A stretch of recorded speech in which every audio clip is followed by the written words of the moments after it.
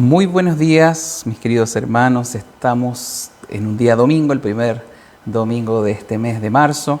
Siendo exactamente las 11:30, comenzamos la transmisión. Sabemos que por esta fase 2 no podemos reunirnos. Nos habría encantado tenerles presente.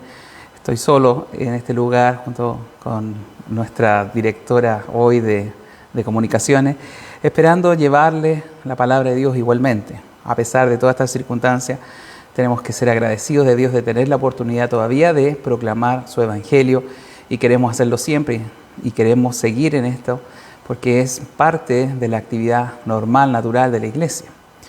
Así que contentos de comenzar una nueva jornada exaltando y proclamando la palabra de Dios, que nos va a hacer bien, que nos va a ayudar, que el tema de hoy especialmente es un tema bastante atingente a todo momento, a todo tiempo, a toda persona. Es el tema del amor principalmente. Por eso puse como título a esta porción que vamos a revisar de la segunda carta de Pablo a los Corintios, el amor y la iglesia. Así que sin demorar más esto, vamos a ponernos a orar primero, disponer nuestra vida, nuestros pensamientos, nuestra mente, para poder atender correctamente a lo que es la palabra de Dios. Usted en su casa cierre sus ojitos. Aquí hago la oración para que podamos recibir lo mejor de este tema. Señor, en este día domingo, como siempre, un día de reposo, de refrigerio, de reflexión acerca de tus cosas, de tu palabra, queremos llevar esta señal, esta transmisión a cada uno de mis hermanos y aún a aquellos amigos y personas que se interesen en escuchar tu voz. Yo te pido en esta hora que pueda, Señor, ser tú sostenido en alto, tu persona, tu nombre sea reivindicado entre este pueblo, este Illapel, Señor. Queremos que mucha gente conozca toda tu palabra y todo tu consejo para sus vidas. Queremos seguir insistiendo en ello porque es una necesidad. Gracias por tener estas posibilidades a pesar de la pandemia, y queremos pedirte que abras los oídos espirituales, dispongas el corazón, dispongas esa mente, Señor, que aparten ese tiempo precioso para escuchar tu voz, que nos hace bien, que nos reconforta, lo alinea también a los conceptos tuyos. Gracias, Señor, por esta posibilidad, aún remota, pero queremos seguir explorándola, explotándola, Señor, hasta que tú vuelvas. En el nombre de Jesús, amén. Bien, como les decía, vamos a explorar la segunda carta de Corintios. En el capítulo 12 hemos estado revisando bastante profundo este tema y vamos a avanzar esta vez 4 versículos más. Abra su Biblia, pero antes de comenzar, realmente tenemos que decir que vivimos en una generación que últimamente desprecia la verdad y más bien acepta o se conforma con la falsedad, abraza la falsedad sin ningún cuestionamiento. Estamos plagados en las redes sociales de perfiles de personas falsas, de personas que no son. Estamos plagados de fake news o noticias falsas, esas historias que son a veces no tienen nada que ver con la realidad. Comemos comida que no es comida muchas veces. Tenemos materiales de construcción, madera que no es madera, etcétera, etcétera y etcétera. Y realmente nos cuesta discriminar entre lo real, entre lo objetivo. Muchas veces sentimos que eso supera a la verdad, lo falso, lo equivocado.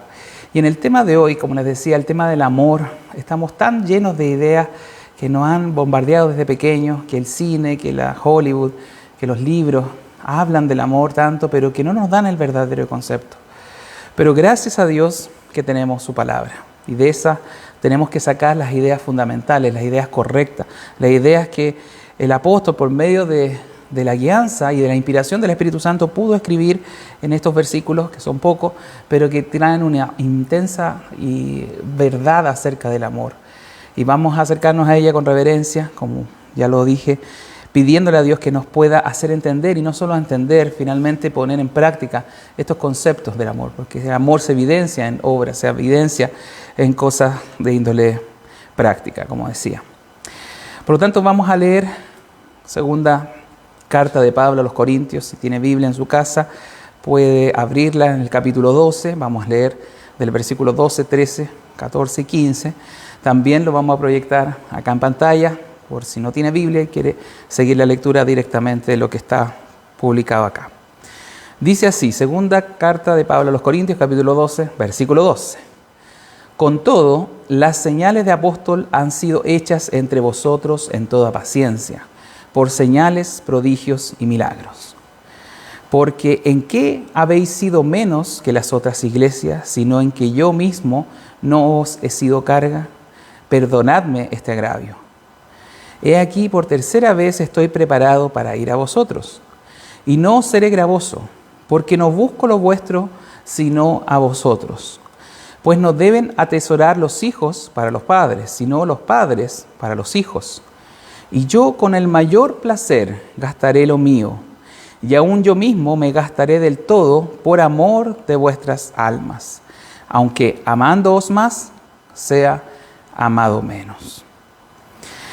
Bueno, a esta altura de la carta, que ya hemos revisado varios capítulos concernientes al tema de que el apóstol ha estado una y otra vez defendiendo su apostolado, haciendo diferencia entre el correcto o verdadero apóstol versus el falso apóstol, yo creo que ya no va a ser difícil de entender la dirección de estas palabras. Nuevamente le está informando a la iglesia de los Corintios otro aspecto más a considerar para decir que Él es el verdadero apóstol. Ya vimos que Él se preocupaba de la salud espiritual de la iglesia en los capítulos precedentes.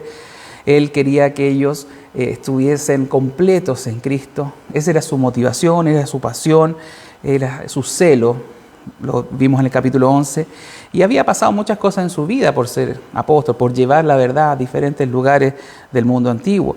Y también en el capítulo anterior y principio de este nos mostraba su debilidad como una señal de humildad, a pesar de haber tenido una gran revelación. De hecho, como lo veíamos en su momento, de haber ido al cielo o estado en presencia del paraíso de Dios, eso no lo tomaba y no lo consideraba como algo para enorgullecerse, sino todo lo contrario.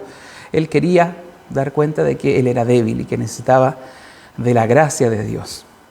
Y ahora en este primer versículo que tomé, también se leyó la semana pasada, pero quise tomarlo en consideración para aclarar un concepto que nos dice acerca de los verdaderos apóstoles, que era Él. Él dice que con todo las evidencias de apóstol, las señales del apóstol, se han hecho, y habla de prodigios y milagros. ¿Y por qué quiero tocar este tema? Porque hoy, lamentablemente, en el evangelicalismo latinoamericano, es decir, en todas las iglesias de corte protestante o evangélico, nuestra parte de este mundo del sur de América, tenemos muchos hombres que se han levantado diciendo que también son apóstoles, que quieren estar a la altura de Pedro y Pablo. Y de hecho lo hacen diciendo que tienen dones de sanidades, dones de hacer milagros, como ellos lo tenían, que vamos a analizar. Y es extraño porque realmente la forma en que él enfoca el tema de los milagros, de los prodigios, no es para sentirse con una autoridad espiritual o superior. Ha destacado otras cosas en esta carta y en otras más. Y por lo tanto hoy día estos nuevos apóstoles que quieren mostrar estadios llenos, haciendo sanidades que de verdad desde un punto de vista técnico son bastante cuestionables si son o no son, porque ellos eligen a muchas personas dentro de todo el estadio que quieren una sanidad, eligen a algunos para subir al escenario y hacer algo de sanidad ahí aparentemente. Bastante discutibles son todas sus posibles sanidades y realmente hay muchos cuestionamientos sobre ello. Hay un predicador que dice al respecto, si ellos verdaderamente tuvieran ese poder actualmente de sanar enfermos, en vez de llenar estadios, deberían vaciar hospitales. Y concuerdo en ese sentido, porque donde están los enfermos no son en los estadios, sino en los hospitales. Y el verdadero apóstol, como Pablo, como Pedro, nunca fueron personas que se dedicaron a promocionar sus milagros o a hacerlos notar en sus cartas. Esta, dentro de la carta a Corintios, es la única parte donde vemos que hace notar que él hacía milagros y prodigios también. Es más, son otros los autores del Nuevo Testamento, como Lucas principalmente en Hechos, que va describiendo la vida de la iglesia primitiva y explícitamente nos muestran milagros de Pedro, de Juan, del mismo apóstol Pablo.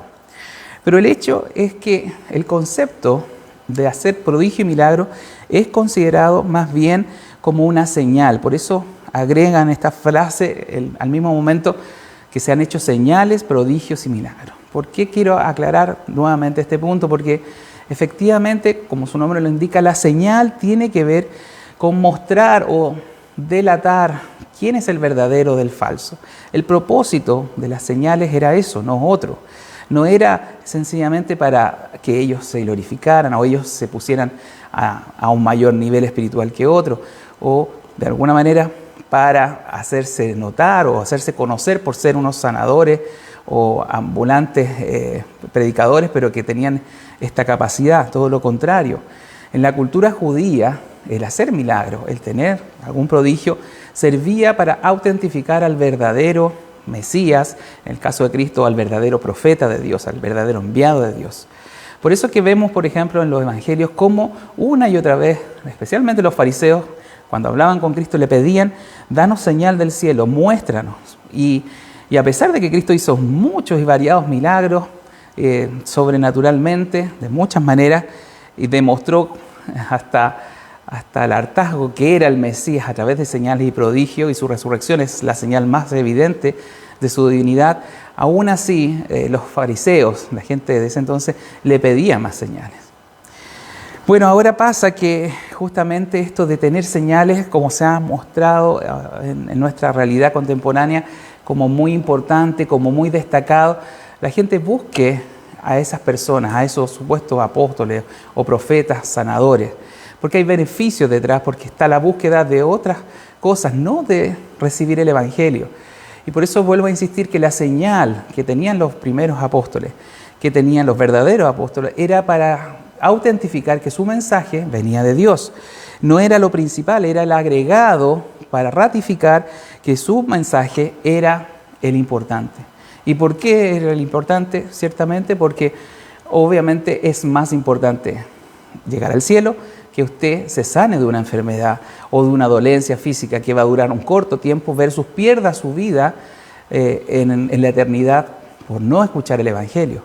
Y eso lo hicieron todos de una u otra manera predicaban, y si habían prodigios y señales, estos eran para certificar que su mensaje era el mismo de Cristo.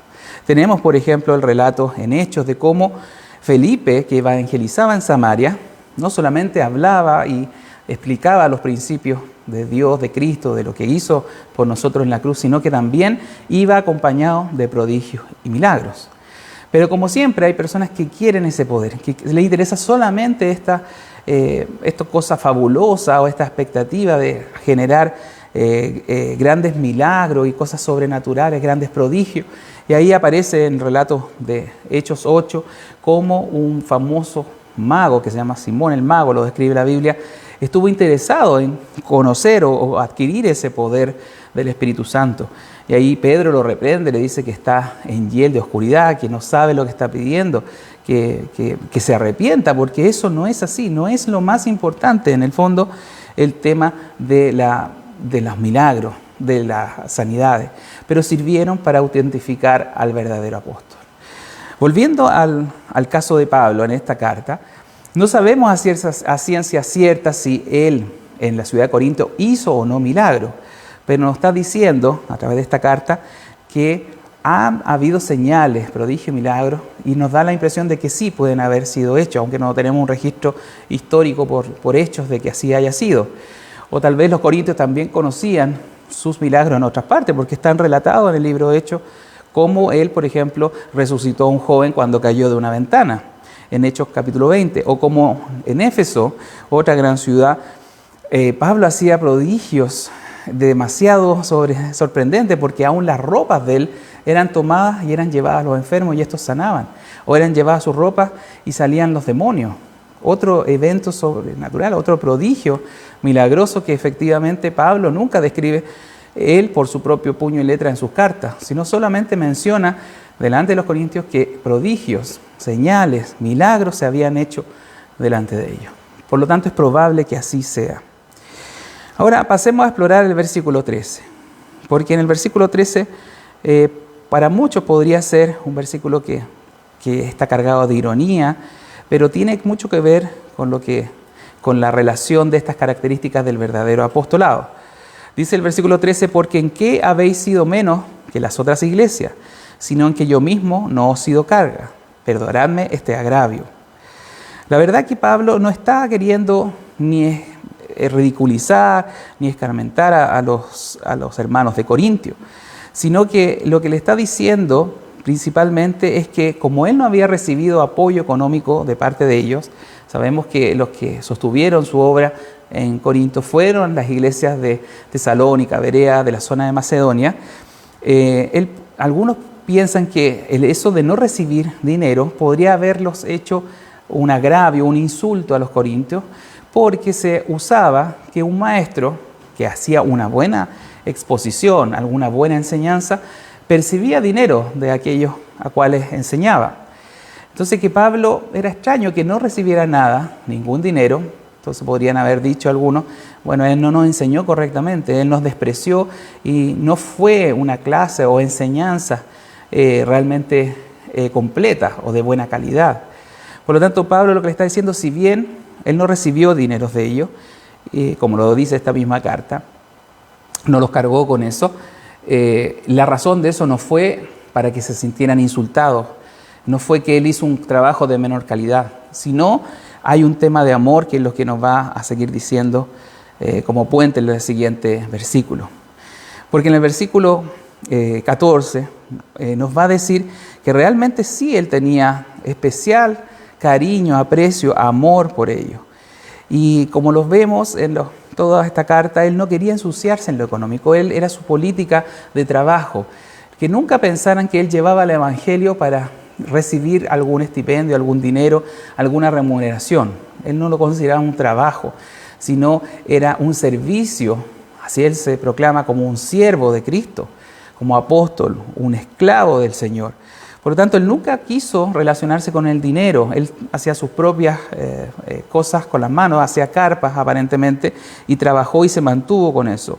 Aún en esta misma carta, cuando se empieza a hacer la colecta para llevar a Jerusalén, él mismo designa a otros hombres para él ni siquiera pasar por él los dineros y cuidarse mucho de eso, que en realidad hoy día parece no haber tanto cuidado con el manejo económico en la iglesia. Pero mire, vuelvo a decir en este versículo, lo más destacado y la frase más valiosa con la cual queremos hablar del amor que Pablo tiene por estos hermanos en Corintios, es cuando les dice, porque no busco lo vuestro, sino a vosotros. Esa frase, esa sola frase nos va a informar de realmente el significado del amor. Y aquí quiero detenerme un poco porque realmente, como decía, vivimos en una sociedad equivocada, con conceptos extraviados que no hacen ninguna justicia a lo que la Biblia enseña en ningún orden, pero especialmente en el tema del amor. Estamos cargados de enseñanza a través de las películas de Hollywood, a través de libros, a través del mismo romanticismo que viven las parejas, pero que ha sido desenfocado a solamente lo sexual, a solamente la conveniencia, a ganar y a servirse de la pareja. Y esto nos está enseñando que el concepto del amor es totalmente contrario a lo que quizás alguno pudiese pensar. Dice, no busco lo vuestro. Es decir, no viene el amor a buscar algo, beneficio de la otra persona. No busca la externalidad, no busca nada superficial, sino que busca el interior de la persona, busca la persona misma. Y si no lo comprende así, bueno, piensa en Cristo. Pensemos en Dios mismo. ¿Qué vino a buscar de nosotros? A nosotros, no vino a buscar nada de nosotros, porque de hecho no tenemos nada con qué compensar la obra que hizo por cada uno de nosotros. No vino a beneficiarse, no hizo su venida que fuera mejor o más Dios de lo que ya es. Él no vino a ganar, sino vino todo lo contrario, a perder y a darse en ofrenda voluntaria hacia nosotros. Y si entendemos esta definición de amor, que no es lo que usualmente aceptamos o conocemos por amor, vamos a reformular o a replantear todas nuestras relaciones interpersonales. En el caso de las parejas, cuando está de novio, de pololo o en el mismo matrimonio, muchas veces lo que llamamos amor es solamente atracción física. Anhelamos el cuerpo de la otra persona. Y eso no es amor, porque justamente se nota cuando pasa el tiempo, ya usted ha consumado un acto sexual con su pareja, con su pololo, con quien sea, y finalmente se separan porque lo que quería era el cuerpo de ella. No estaba preocupándose ni amándola a ella. solamente un beneficio egoísta. A veces, ¿no es cierto?, en el caso del matrimonio, puede ser que sea el caso, no sirve una esposa, no sirve un esposo. A la esposa le sirve que alguien la acompañe y que le dé dinero y que pueda ayudar a sus necesidades más sentidas, físicas o de mantenimiento. A veces el hombre ve a la esposa como una ama de casa, como una sirviente gratuita, que le tiene que lavar la ropa, que tiene que cocinar para él. Por lo tanto, está requiriendo beneficios de esa persona. No la está amando realmente porque está amando lo vuestro, lo que ella puede proveerle, no a la esencia misma de la persona. Y aún en las relaciones que se nos dan en iglesia, porque esto es un contexto, lo que hablamos del texto es un contexto de iglesia. A veces, y ya lo hemos denunciado, hay muchos líderes, algunos de estos falsos apóstoles actuales, que es evidente y hasta patético que lo único que les interesa de la membresía, de tener más gente, es que les den su dinero.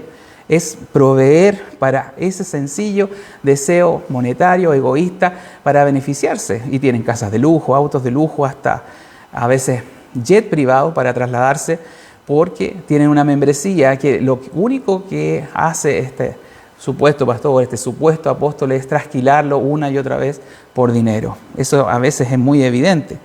Pero aunque no haya en algunas iglesias este deseo por sencillo dinero, también hay que tener cuidado porque en otras iglesias se da otro problema.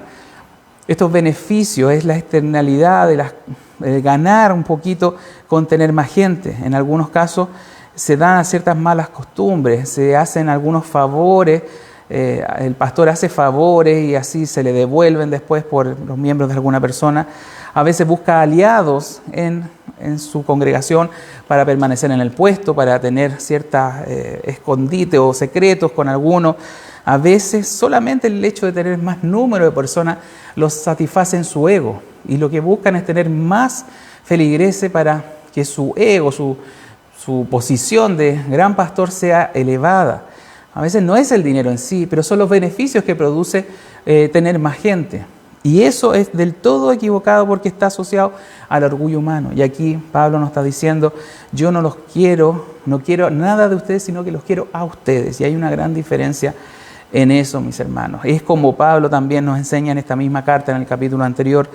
Él desea llenar a los corintios de la palabra de Dios, presentarlos, como dice, como una virgen pura a Cristo. Y ese debe ser nuestro deseo. Y si en esta iglesia no tenemos ese deseo de que la gente conozca a Dios y servirles en ese aspecto, entonces estamos equivocando el camino, estamos haciéndolo mal. Y ese es el aspecto que tenemos que conocer del amor verdadero, del amor que debe existir en la iglesia.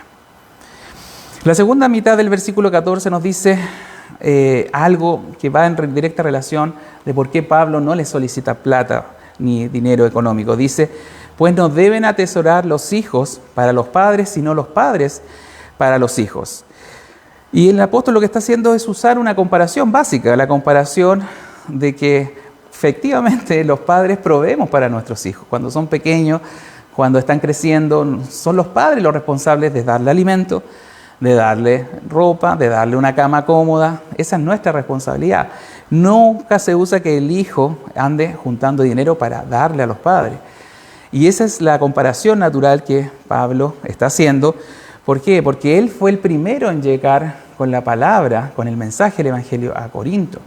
Y llegó y estuvo 1 año y medio y Dios le dijo, trabaja aquí, nadie te va a hacer daño, sino que hay mucho pueblo en esta ciudad. Y él por eso él se esfuerza y toma a esta iglesia realmente como hijos de él, como personas que deben ser enseñadas, que deben ser guiadas en la vida. Y por eso él dice, yo no estoy buscando lo vuestro, yo no estoy buscando un beneficio económico, no estoy buscando nada. Yo quiero que entiendan que mi amor es genuino, es real, es sencillamente preocuparme de tener para darles a ustedes este beneficio espiritual. Me he esforzado, me he sacrificado, lo dice en los capítulos anteriores, me he desgastado para proveerle a ustedes como un padre le provee a un hijo. Por eso es que no puedo aceptar que ustedes me generen dinero o recibir de ustedes. No es un agravio, no es una afrenta, sino el no recibir dinero es porque esa era la misión de él. sabía que había sido llamado por Cristo mismo a esa misión de guiar a otros, de poner las bases de la fe, de abrir un campo misionero en un lugar que no había. Por lo tanto, no espera recibir nada a cambio, ni de ellos ningún beneficio, ni en lo económico. Y en el versículo 15, que me gusta aún más, porque nos va a seguir delineando lo que el amor, nos va a volver a decir que Él no quiere nada de ellos, sino que quiere el beneficio interior de su vida espiritual vaya creciendo, vaya mejorando, puedan tener realmente lo mejor que alguien puede dar a otros, que es Dios mismo. Y dice así el versículo 15, dice, y yo con el mayor placer gastaré lo mío, y aun yo mismo me gastaré del todo por amor de vuestras almas, aunque amándoos más, sea amado menos. Y aquí nuevamente está cruzado con el tema del amor. Realmente volvemos a poner los ojos en la Escritura, en la palabra inerrante de Dios eterna, que no cambia, que nos delinea correctamente qué es amor. No las versiones equivocadas, tergiversadas que hoy día escuchamos. Y aquí al menos hay 3 elementos que quiero revisar con ustedes acerca de lo que es el amor verdadero. El primer elemento lo dice en la primera frase, yo con el mayor placer gastaré lo mío. ¿Cuántos de nosotros hemos escuchado esa frase? Por ejemplo, mi mamá cocinó con amor esta comida, o alguien me hizo este trabajo, me atendió con amor, noté que tenía amor esa persona en su trabajo. ¿A qué hacen referencia cuando dicen eso? Bueno, hace referencia un poco a lo que dice Pablo, a tener un placer en servir a otro. No buscando una autosatisfacción ni un beneficio, sino que un placer en la entrega, un placer en hacer algo para otras personas. Y esto es una cosa muy destacada, porque cuando reflexionamos qué es el verdadero amor, no es otra cosa que eso. Muchas veces estamos plagados de obligaciones en el día a día, estamos plagados de obligaciones en nuestro trabajo, pero la verdad es que trabajar por obligación, por hacer las cosas por obligación, no es lo mismo que hacerlas por amor. Y la diferencia está esencialmente en eso. Por ejemplo, si usted trabaja y no le gusta su trabajo, pero cumple, usted trabaja no por amor, está trabajando por una obligación. Si en la casa usted decide lavar los platos, cosa que me imagino que usted como hombre también hace en su casa, si usted decide lavar los platos y lo hace para compararse con la esposa, para que los hijos digan, oh, mi papá que es bonito y que lava los platos, no lo está haciendo por amor, lo está haciendo por otras motivaciones. Pero si usted lo hace por placer de agradar a su esposa, a sus hijos, por querer que tenga la casa ordenada y eso les va a producir un ambiente grato, familiar, entonces sí lo está haciendo con amor. De manera que bien diferente es hacer por obligación o hacerlo porque produce placer a los que voy a entregar esta ofrenda o este servicio de calidad. Esa es una de las características del que hace las cosas con amor. El siguiente elemento que vemos acá es estar dispuesto a perder algo en favor del otro. Eso es cuando él dice, y aún yo me gastaré del todo por amor a vuestras almas. Él no tiene problema. Pablo está dispuesto a gastarse o a desgastarse emocionalmente o físicamente con tal primero de producir sus propios recursos y no tener que solicitar ayuda de los de Corintio. Y esa decisión de estar dispuesto a sufrir, independiente de sea considerado o no, es importante porque es un gran elemento del amor. Nosotros muchas veces amamos condicionalmente, muchas veces estamos a la expectativa de que el otro reciba ese amor y me refleje ese amor de alguna manera. Sobre todo se ve mucho en las relaciones de pareja, en las relaciones de matrimonio. Damos amor, pero estamos esperando finalmente a cambio. No estamos dispuestos a perdernos, a desgastarnos por el otro, por salvar la relación, por hacerlo placentero a la otra persona, sino que siempre estamos buscando un beneficio. Y aún en las relaciones de iglesia, porque, insisto, el contexto de la carta es de la iglesia, de Pablo en la iglesia, yo lo puedo apreciar, pero le digo, no en esta iglesia, sino que en otras iglesias, para que no se asuste, que muchas veces las peleas que se dan dentro de la membresía de uno a otro se trata de ganar, se trata, o al menos de empatar, de no dar el brazo a torcer. Muchos de los conflictos que hay entre los hermanos tienen que ver con esa falta de amor, por no querer sufrir por el otro o desgastarse por el otro. No quieren nunca perder, siempre quieren tener la razón. Y debemos nuevamente mirar a Cristo, mirar a nuestro gran ejemplo, a nuestro gran maestro. Porque efectivamente, si miro la cruz, me doy cuenta que Él se entregó por completo. Él no se reservó nada. Él estando, ¿no es cierto?, con Dios, Él siendo Dios, se rebajó a sí mismo, se humilló hasta la muerte y hasta la muerte más violenta, más humillante que fue la muerte de cruz. Y no dejó de amarnos a pesar de que tantas veces le hemos fallado, tantas veces le hemos rechazado, tantas veces hemos hecho cosas en contra de Él. Y Él no nos exige tampoco nada, no nos exige que nos llevemos una marca en el cuerpo, que hagamos una manda para el agradecimiento, o está en ningún caso buscando algo de nosotros. Él estuvo dispuesto a sufrir y sufrió lo indecible por amarnos, porque solamente nos quiere a nosotros y no quiere nada de nosotros. Por lo tanto, en nuestras relaciones de iglesia también tenemos que ver lo necesario, lo importante de amarnos. De que si le dicen ore por los hermanos, usted no esté pidiendo de vuelta que oren por usted. Usted ore por ellos, búsquelos, converse, acérquese, no espere nada a cambio. Sea realmente una persona que ama con sinceridad, con honestidad, no esperando algo, un cambio. Tiene que tener esa necesaria cuota, el amor de sufrimiento, de estar dispuesto a perder usted con tal de que otro gane. Y el último factor, bueno, es el elemento cuando el apóstol escribe, aunque amándoos más, sea amado menos. Esto tiene que ver con el amor incondicional, el amor como el que tuvo Cristo por nosotros, como lo decíamos. Él quiere, independiente de la reacción o del cambio de los corintios, Él está dispuesto a amarlo y lo va a hacer. Él está avisando, yo no importa. Aunque ustedes me amen menos, yo lo voy a seguir haciendo. Yo voy a seguir preocupándome de la salud espiritual. Voy a seguir hablándoles, mandándoles cartas, visitándoles. Él avisa de una tercera visita a ese lugar, porque de verdad no quiere lo de ellos, sino que los quiere a ellos.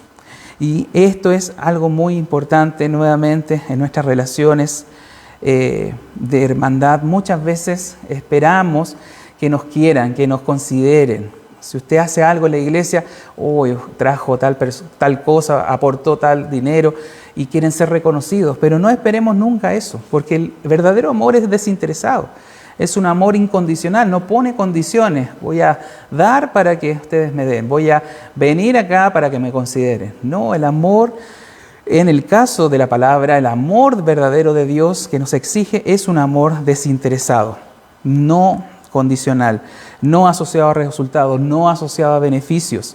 Por eso entonces amamos mal, por eso nos cuesta relacionarnos verdaderamente con amor. Porque primero no conocemos el verdadero amor, no entendemos esta definición y ahora Pablo en esta carta inspirada por el Espíritu Santo nos ha señalado estos conceptos, estos 4 elementos por lo menos que hemos visto acerca del amor. Y con esto quiero concluir que este pasaje, más que entenderlo intelectualmente, debe llevarnos a una profunda reflexión. Primero comenzamos en el primer versículo a entender que no todo milagro, ¿no es cierto?, tenemos que considerar, tenemos que analizarlo bien, porque los verdaderos apóstoles hicieron milagros sin andar mostrándose ni dándole valor a eso. Su importancia de los milagros era señalar que eran el verdadero mensaje, que ellos eran los verdaderos calificados para entregar el mensaje. Y por eso ellos tuvieron verdaderos milagros. El diablo hace cosas semejantes a las de Dios. Recordemos que Él se viste de ángel de luz. Nos dice también el capítulo anterior que Él se viste de ángel de luz y simula muchas veces cosas. Así que no se deslumbre con los milagros, con la sanidad de gente. Eso no es lo importante es el mensaje. El que pueda salvar vidas, el que pueda llevar a personas al cielo y no al infierno. Y el segundo aspecto que revisamos es cómo entender correctamente el amor. Cómo esta lección divina debe definirnos y debe hacernos notar que somos diferentes. Porque fíjese que Jesús nos enseñó, nos dijo que en esto iban a conocer el mundo que eran sus discípulos, en que tuviéramos amor los unos por los otros, lo dice en el Evangelio de Juan. Y Él mismo nos demostró ese amor, entregando su vida por nosotros, de la manera que lo hemos revisado, Si no tiene un entendimiento correcto de esto, claro, va a ser difícil que lo lleve a la práctica. Pero hoy hemos analizado estos pasajes, estos pocos versículos, para entender qué es el verdadero amor. Y Dios nos anima a amarnos fielmente en la iglesia, amarnos entrañablemente unos a otros, amar su matrimonio, amar a sus hijos, porque tenemos que enseñarle al mundo a sacar esta idea equivocada de qué es el verdadero amor. Tenemos que poder con el ejemplo demostrar cuál es el verdadero concepto. Y aún la Biblia aún nos pide más, nos pide amar a nuestro enemigo, cosa que lo sabemos, pero sí que es difícil si nos cuesta amar a aquellos que están, al prójimo, que están cerca, nuestra familia, los de la iglesia, cuanto más al enemigo. Pero ese es a donde tenemos que apuntar, eso es lo que Dios quiere que hagamos. Y no lo vamos a hacer solo, lo vamos a hacer con su gracia, como una y otra vez nos enseña la palabra. Es por su don, por su regalo, por su gracia, que nos capacita para vivir la vida que Él nos pide hacer. Que Él nos muestre entonces el camino, que Él procure el cambio, forzándonos, apretándonos de vez en cuando para realmente cumplir y mostrar qué es el amor. Hermanos, si lo ha entendido, si se ha informado esta vez correctamente, entonces pongámoslo en práctica. Ese es el desafío más grande. Y vamos a orar por esto, porque nuevamente estamos expuestos a la palabra y no tenemos mucho que agregar más que lo que ella nos ha dicho. Y tenemos que ser bien honestos y decir, y me incluyo, que no estamos amando al patrón bíblico, no estamos amando como Dios lo ha determinado. Y pedirle perdón y pedirle que nos ayude a cambiar. Oremos un momento. Señor, estamos tan contentos de recibir tu palabra, tan contentos de tener un domingo más, aunque sea a la distancia, donde miramos atentamente a tu voz, atentamente a tu escrito, atentamente a lo que hiciste escribir al apóstol para enseñarnos a nosotros, para guiarnos, para darnos este alimento necesario, para que nos cambie, para que nos transforme. Cada día, Señor, necesitamos de tu palabra. Cada día necesitamos orar para pedirte que somos débiles y confesarte que no hacemos bien las cosas y que tú, Señor, tienes que transformarnos en personas que realmente hagan tu voluntad. Queremos a veces ser ejemplo, pero no estamos haciendo ejemplo ni siquiera en nuestras casas. Queremos dar ejemplo al mundo de muchas cosas, pero, Señor, sencillamente fracasamos en lo más básico, en nuestras relaciones más cercanas.